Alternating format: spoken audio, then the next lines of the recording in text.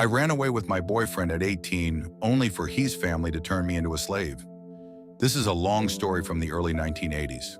My family lived just outside of Cincinnati on the Kentucky side of the Ohio River. My father's older brother lived here as well and was a father to 4 daughters.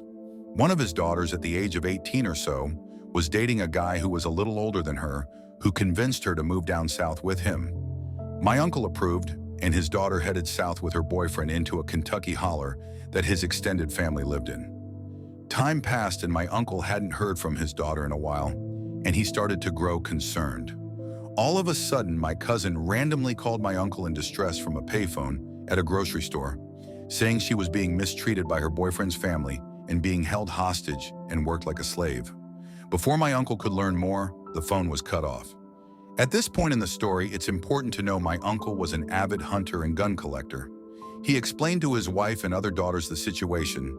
He packed up his Oldsmobile Delta 88 with his favorite guns and headed down to the holler his daughter's boyfriend was from. He was going down into hillbilly country where there were no street names, just dirt roads and family farms. By the time he finally found their farmhouse, it was night. The boyfriend's family was on the porch shooting shotguns off into the air, fully expecting to scare my uncle away.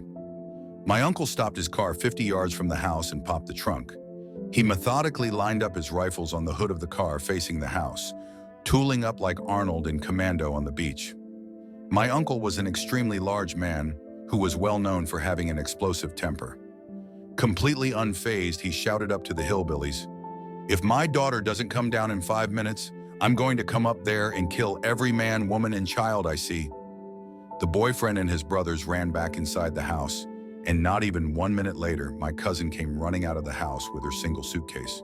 Same uncle another time was driving on a bridge that spanned some small river. The bridge was old and only had enough room for 1 car to traverse at a time. He came to a standoff with 3 hillbillies in a pickup truck who were honking and yelling at him to back up.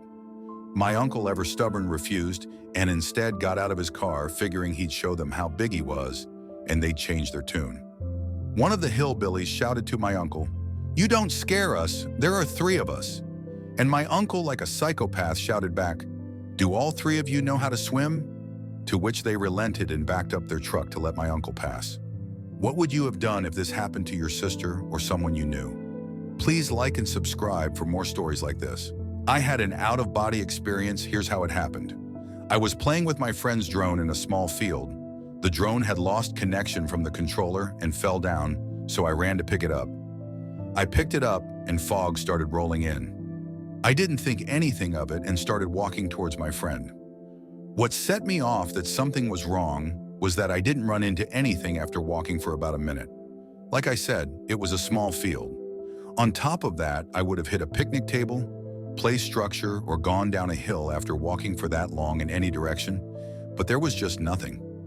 I couldn't tell which way the sun was because of the fog, and it was just me, fog, and a bit of grass at my feet.